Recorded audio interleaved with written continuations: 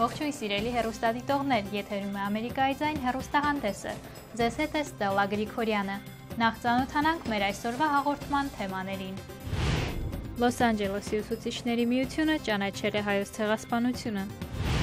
ԱՄՆ միջազգային զարգացման գործակալության շնորհիվ անցած տարիների ընթացքում հազարավոր հայ կանանց կյանքեր են փրկվել։ Դերասան եւ ակտիվիստ Ռիչարդ Գիրը եւ ռեժիսոր Օրեն Մովերմանը անհիշելի ժամանակներից ֆիլմում անդրադարձել են անտնության խնդրին։ Իսլամական պետություն խմբավորման հայտնությունը գրքի հեղինակ Ուիլյամ Մքեթը այս խմբավորման ստեղծման մի քանի պատճառներ է նշում։ 2003 թվականին ամերիկյան զորքերի ներխուժումը Իրաք, 2011 թվականին զորքերի դուրսբերումը այնտեղից, ինչպես եւ Սիրիայում արդյունավետ ընդդիմություն ստեղծելու փորձի ձախողումը։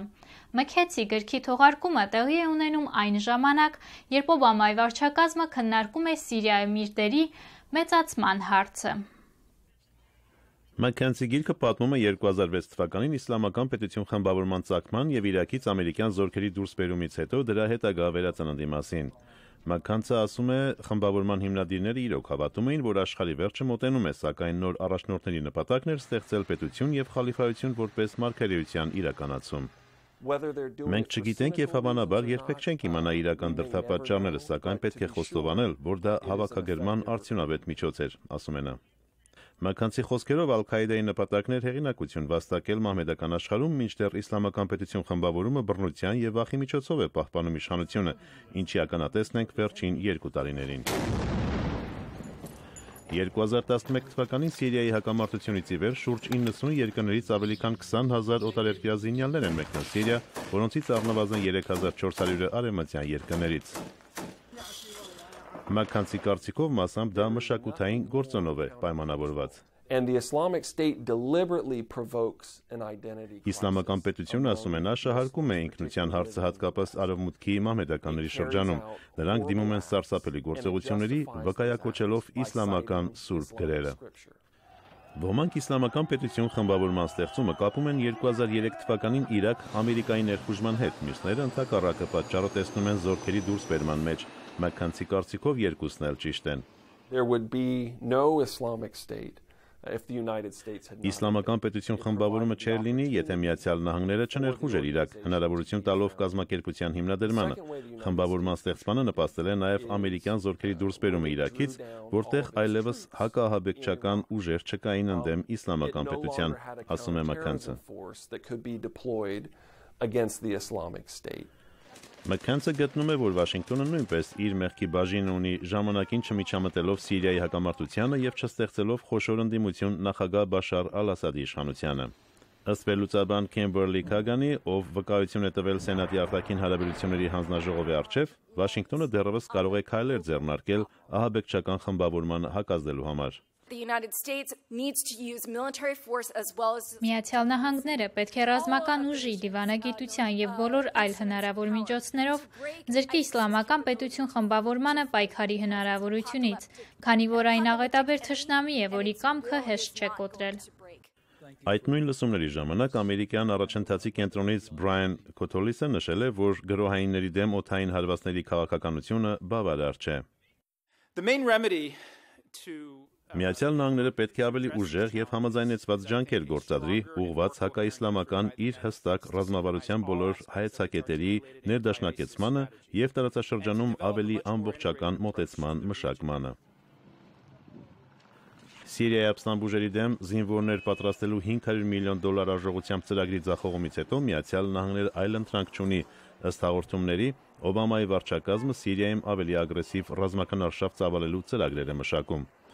Դա կարևոր փոփոխություն է ռազմավարության մեջ, քանի որ վերջին տարվա գերակա խնդիրը եղել է իսլամիստների տապալումն Իրաքում։ Ամերիկայի ձայն հեռուստահանդես։ Աշխարհում կարևոր իրադարձությունների, Հայաստանի վրա Ամերիկայի եւ ամերիկյան քաղաքականության ուղղակի ազդեցության մասին Ամերիկայի ձայնի հայկական ծառայության վստահելի տեղեկատվությանը հետևեք Armenia հեռուստաընկերության ժամը լրատվական ծրագրում։ Ամերիկահայերի կենցաղի, ամերիկյան մշակույթի, գիտական նորությունների մասին է պատմում Ամերիկայի ձայնի կիրակնօրյա հանդես ծրագիրը։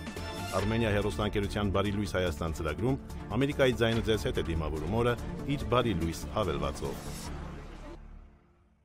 Միացյալ Նահանգներում մեծությամբ երկրորդ քաղաքի Լոս Անջելեսի ուսուցիչների միությունը ճանաչել է հայոց ցեղասպանությունը եւ հանձնարարել դասավանդել հայոց ցեղասպանության պատմությունը ամերիկյան դասագրքերում։ Սեպտեմբերի 16-ին Միացյալ Նահանգներում մեծությամբ երկրորդ ուսուցիչների միությունը ճանաչեց հայոց ցեղասպանությունն ու 2015 թվականը որպես 100-ամյա տարելիցի ոգեկոչման տարի։ Նշված միությունը համախմբում է 31,000 ուսուցիչների։ Այս որոշումը կարևոր է հատկապես այն համատեքստում, որ այսուհետ Լոս Անջելեսի բոլոր դպրոցներում կդասավանդվի հայոց ցեղասպանության պատմությունը։ Այդ խումբը կազմում է մոտ 31,000 ուսուցիչներ եւ իհարկե կապված է California Teachers Association-ի եւ National Teachers Association-ի հետ, որը Ամերիկայի ամենամեծ ուսուցիչների խմբերն են։ Հայդատի արևմտյան շրջանի տնօրինուհի Էլեն Ասատրյանը այս որոշումը չափազանց կարևոր է համարում։ Իրենց խոստումը, որ իսկապես պետք է դասավանդեն հայոց ցեղասպանության համար, շատ մեծ կարևոր դեր է տանում։ Առաջիկայում պետք է աշխատանքներ տարվեն առ այն, որ հայոց ցեղասպանության պատմությունը դասավանդվի ոչ թե որպես աշխարհի պատմության մի մաս, այլ ամերիկյան պատմության մաս, որի համար հիմք են ծառայեն պատմական մի շարք արժեքավոր տվյալներ։ Փրկել են մոտ 1 միլիոն ռեֆյուջիներ եւ 132,000 հայ որբեր, այս ամբողջ պատմությունն Iris Relief-ի մեջ փորձում ենք ներդրենք ամերիկյան պատմության գրքերի մեջ եւ դասարանների մեջ։ Էլեն Ասատրյանը նկատում է, որ պատմական այս արժեքավոր տեղեկությունները ուսուցիչների մեծ մասն անգամ չգիտեն, իսկ մինչդեռ ամերիկյան աջակցությունը հայ որբերին հիմք է հանդիսացել հետագա մարդասիրական ծրագրերի ստեղծման համար։ Նշենք, որ վերջերս Կալիֆոռնիայի Սենատի նախագահ Քևին Դե Լեոնը հայտարարեց, որ միանալու է խորհրդարանի հայկական հարցերով հանձնախմբին։ Ոչ թե միայն իր պաշտոնը որպես պրեզիդենտ, այլ Սենատի անդամները բերելու այս խմբին շատ մեծ դեր է տանելու, որպեսզի կարողանանք մեր աշխատանքը ավելի ուժեղացնենք այս գալիք տարի։ Ամերիկայի ձայն, Լոս Անջելես։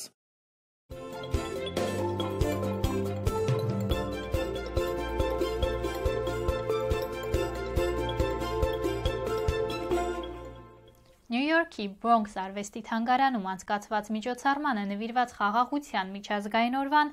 մասնակցում էր նաև հայ համայնքը։ Նյու Յորքի Բրոնքս արվեստի թանգարանը հայտնի է ոչ միայն իր ցուցասրահներով, այլ նաև միջոցառումներով, որպես հանրության սիրված վայր։ Այստեղ տեղի ունեցած երեկոն նվիրված խաղաղության միջազգային օրվան իր շուրջն էր հավաքել տարբեր ազգերի ներկայացուցիչների, հասարակական գործիչների, որոնցից ամեն մեկը յուրովի պայքար է տանում հանուն խաղաղության։ Այս բազմազգ ընտանիքի մեջ են նաև հայերը։ Իմ երկիրը Հայաստանն է։ Ես ուզում եմ մեջբերել Մահատմա Գանդիի խոսքը խաղաղության մասին։ Չարիքի պատճառած վնասը հավերժ է, բարության ազդեցությունը ժամանակավոր։ Մեկը մյուսին հաջորդելով տարբեր երկրների դրոշների տակ նրանք մեջբերումներ էին անում հայտնի մարդկանց մտքերից խաղաղությունը բնորոշող ասացվածքների։ Ես Եգիպտոսից եմ, ինձ համար ուղեցույց է Նելսոն Մանդելայի խոսքերը։ Ոչ ոք չի ծնվում մարդկանց հանդեպ ատելությամբ, նրանց գույնի կրոնքի պատճառով, այդ ատելությունը ձեռք են բերում։ Բայց եթե կարող են ատելություն ձեռք բերել, ուրեմն կարող են ձեռք բերել նաև սեր։ Իսկ սերը շատ ավելի հարազատ է մարդկային հոգուն։ I chose a quote that was once said by Robert F. Kennedy, who was a great president. Ես ուզում եմ մեջբերել Քենեդիի խոսքերը։ Խաղաղությունը օրական, ամսական եւ տարեկան աշխատանք է, մտքերի փոխանակություն, բարիերների վերացում։ Այս օրերին աշխարհում տեղի ունեցող մեծածավալ միջոցառումների կողքին այս ինքնին փոքրամասշտաբ հավաքույթ էր, սակայն խաղաղության համար պայքարում ամեն մեկը իր ներդրումը կարող է բերել։ Ամերիկայի պրեսբիտերյան եկեղեցու հանձնախմբի անդամ Ռիկը Ֆորդ Չեյսը խաղաղության համար պայքարող ակտիվիստ է։ Կամրջելով ազգային եւ կրոնական տարբերությունները մեր հասարակությունը կարող է հաշտապրել։ Ես ոչ թե նկատի ունեմ, որ բոլորս միանման մտածենք եւ նույն հավատքն ունենանք, այլ որ ընդունենք, հարգենք եւ հասկանանք միմյանց հենց այդ տարբերություններով եւ իրար փոխանցենք մեր տրադիցիաները։ Այսպիսով մեր հասարակությունը միասնական եւ շատ ավելի ուժեղ կդառնա։ Տարբեր մեթոդներով զեն, բուդդիզմ, մարդկային հոգեկան հանդարտությունը վերականգնող մարզիչ Փոլ Ջեֆին ասում է. Այսօր մենք դեմ հանդիման ենք աշխարհում տիրող պատերազմներին, չարիքներին ու դաժանությանը։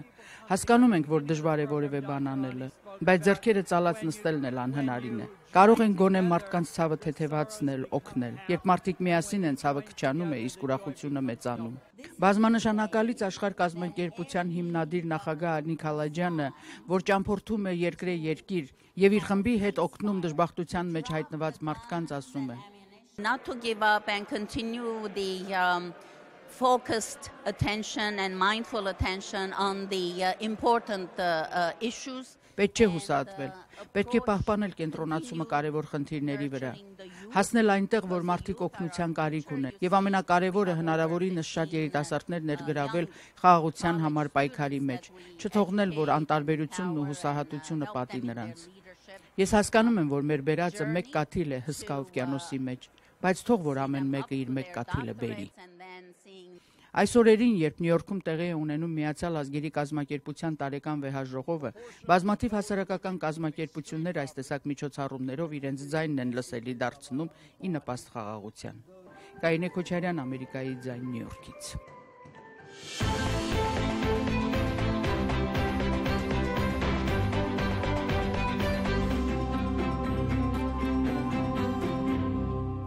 Միացյալ Նահանգների միջազգային զարգացման գործակալության շնորհիվ անցած տարիների ընթացքում հազարավոր հայ կանանց կյանքեր են փրկվել։ Այս մասին պատմում է Երևանի մեր թղթակիցը։ Հայ-ամերիկյան առողջության կենտրոն։ Ամերիկայի Միացյալ Նահանգների միջազգային զարգացման գործակալության եւ ամերիկահայ բարերարների աջակցությամբ գործող այս բժշկական հաստատությունում տասնյակ հազարավոր հայ կանանց կյանքեր են փրկվել։ Դրամաշնորհների միջոցներով այստեղ մեծ բարեգործական ծրագրեր են իրականացվում, անվճարունակ կանայք հետազոտվում եւ վիրահատվում են միանգամայն անվճար։ Ամերիկայի ձայնին ներկայացնելով իրենց գործունեությունը կենտրոնի տնօրենը նշում է. Վերջին շրջանում հաճախացել են այցերը փոխադարձ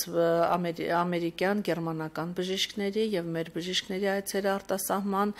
Իհարկե սա շատ կարեւոր է, քանի որ այս այցերի արդյունքում առաջանում են նոր մտքեր, նոր նվաճումների մասին ծրագրեր եւ իհարկե փորձի փոխանակումն եմ շատ կարեւորում, երբ բժիշկները կարողանում են ըմբռնել շուտ եւ ընկալել այն ամեն նորը, առաջադեմ է ինչ որ կա բժշկագիտության բնագավառում, մանավանդ քաղցկեղի կանխարգելման եւ նրա դեմ պայքարի այս դժվարին աշխատանքում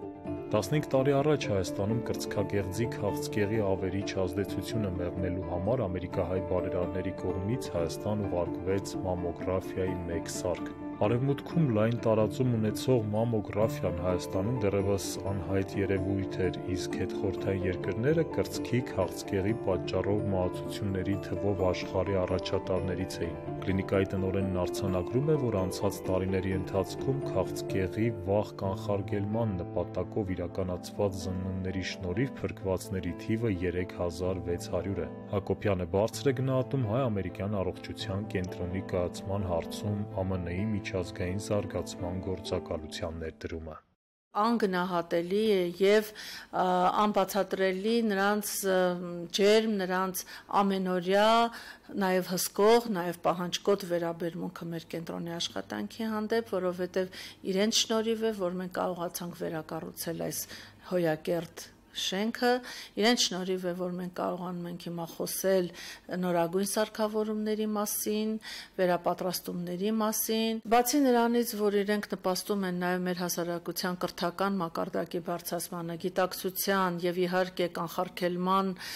կարեւորության այս փաստի մեխմանը մեր ուղեղներում իրենց նպաստավոր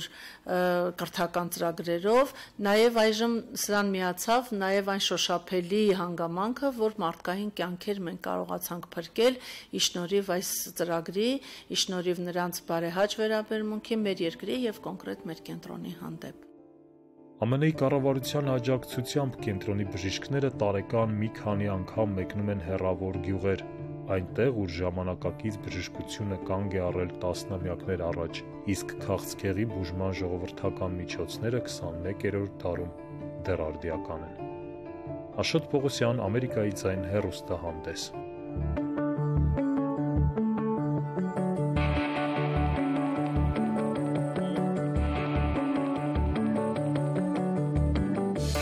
Եզերք Տիեզերական սարքավորումների արձակումը թանկարժեք գործընթաց է, քանի որ հրթիռակիրները վերաօգտագործման ենթակա չեն։ Տիեզերական վերելակը կարող է կտրուկ նվազեցնել արժեքը, սակայն դեռևս գոյություն չունի այնպիսի մալուխ, որը վերելակը կհասցնի անհրաժեշտ բարձրությանը։ Ըստ Todd Technologies ընկերության վերելակը կգործի փքովի աշտարակի ներսում, որի գագաթից տիեզերական սարքավորումների արձակումը շատ ավելի էժան կլինի։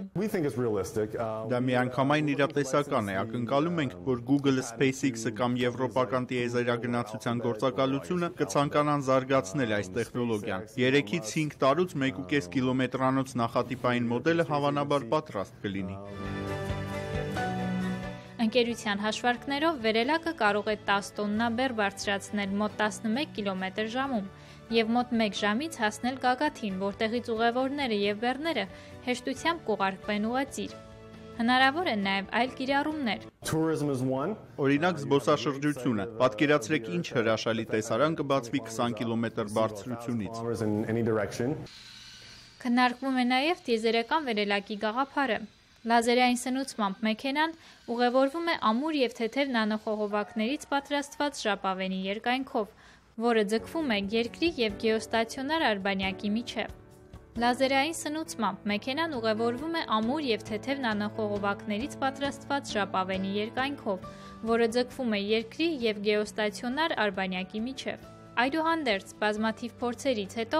դեռևս պարզ չէ, թե ինչպես արտադրել 36,000 կիլոմետր երկարությամբ ժապավեն։ Ամերիկայի ձայն հեռուստահանդես։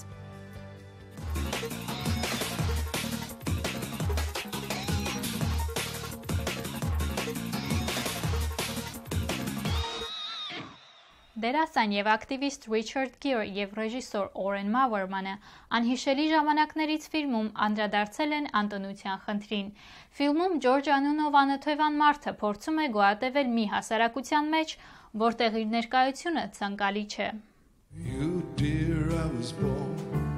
Are you and have you been addicted to any legal or illegal substances? For you I was raised up. How about family? You got family? Անհիշելի ժամանակներից ֆիլմում անօթևան Ջորջը մի առեղծվածային կերպար է, ում անցյալը եւ ներկայիս կարգավիճակի պատճառները ֆիլմում չեն ներկայացվում։ Փոխարենը ականատես են գոյատևման նրա առօրյա պայքարին։ Ռիչարդ Գիրը մարմնավորում է անշուք եւ թափթփված արտաքինով խորտակված այս մարդուն։ Sir, wake up. You all right? You're in the emergency room. Ֆիլմ ուշադրություն է գրավում մի մարդու վրա, ում կառհամար էին կյանքում։ Ռեժիսոր Օրեն Մուվերմանը հեռու տարածությունից նկարանել է այն տեսարանները, որտեղ միայնակ Ռիչարդ Գիրը իր մեջ ամփոփված Նյու Յորքի կենտրոնում մուրացկանությամբ է զբաղվում։ Արդյունքները ապշեցնող էին։ Ոչ ոք ուշադրություն չէր դարձնում, կարծես անտեսանելի լինեի, սակայն բուն ողբերգությունը դա չէր։ Մարդիկ իրականում նկատում էին ինձ, պարզապես չէին ցանկանում մոտենալ, ընդ որում ոչ միայն ֆիզիկապես, այլև հուզական առումով չէին կարեկցում, ասում է Ռիչարդ Գիրը։ Ֆիլմը ցույց է տալիս, որ ցանկացած մարդ կարող է անօթևան դառնալ։ Այն նաև բացահայտում է կացարանների բյուրոկրատական աշխարհը, որտեղ հանդիպում են նաև կարեկից սոցիալական աշխատողներ։ I was on your side of the glass once. Okay, look, you'll stay here tonight in a bed. Okay, good. We'll evaluate you. If you qualify, you'll be assigned a permanent shelter. A what? A place where you could stay. Permanent? Ռիչարդ Գիրը հուսով է, որ ֆիլմը կօգնի խթանել ողջ աշխարհում տեղահանված մարդկանց ցուցաբերվող աջակցությունը։ All displaced people and refugees. What we're seeing in Europe and the tension of Այժմ այս ամենը տեսնում ենք Եվրոպայում, ասում են նա, որտեղ միլիոնավոր տեղահանված մարդիկ, ովքեր բոլորովին վերջերս իրենց տունը ունեին, օթևան են փնտրում։ Am I homeless? No, you just Am I homeless? You reduce on your way up, George. That's all it is. Գերի խոսքերով անօթևան լինելը հարցականի տակ է դնում ձեր սեփական իսկ գոյությունը, քանի որ ոչ ոքի համար ընդունելի չէ ձեր ներկայությունը։ Չլինելով անօթևան, նա իր մաշկի վրա է զգացել անօթևանության հետևանքները։ So a movie star being homeless. Անօթևան կինոաստղ, դա լուրջ փորձառություն էր, հատկապես առաջին օրը, ասում է նա։ This first day especially. You don't like yourself, you're depressed. Անհիշելի ժամանակներից ֆիլմը ընդգծում է անօթևանների մասին բոլորիս կողմից հոգ տանելու կարևորությունը։ Ամերիկայի ձայն հեռուստահանդես։ Սիրելի հեռուստադիտողներ, այսօրվա համար պատրաստել էինք այսքանը։ Սակայն հիշեցնեմ, որ մեր հաղորդումները կարող եք նաև դիտել amerikaizain.com կայքեջում։ Ամենայն բարիք ձեզ, ցտեսություն։